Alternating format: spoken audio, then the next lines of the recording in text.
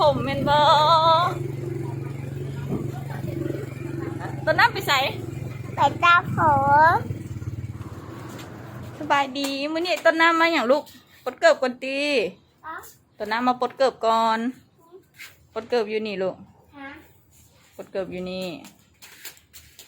ปุ๊บเป็นหลายปดเกิบ มันจะหน่อยหนึ่งจับ ไอ้ต้นน้ำมาอย่างมื้อนี้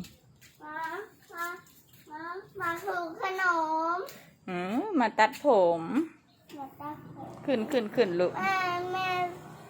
ม่เดินนี่เหรอตาผมกะเพรา ตัดผมกับเท่า เออ ต้นน้ำสิเอาทรงอย่างมื้อนี้ เอาช่วง เอาทรงอย่าง ช่วงตัวนี้ บอกลุงดูตัดผมในอยเด้อโดย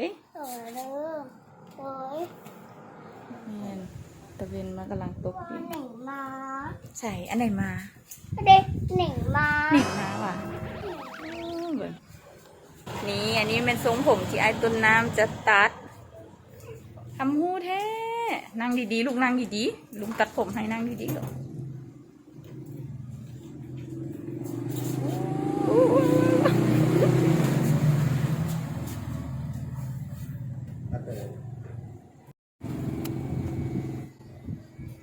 ตู้เป็นอันมอ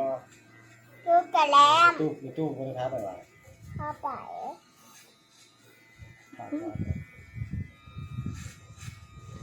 โอ้ต้นน้ำตัดผมคักแท้ต้นน้ำตัดผมแล้วไปลิ่นอย่างลูก เล่นเสียงของ โอ้มีไผ่ไปเนี่ย อันดอย ไผ่อีก กับใบฝน ก็ไผ่อีก กับอาเจ โน้มีไผ่อีก กับแม่ แม่แล้วก็ไผ่อีก คอยกับโต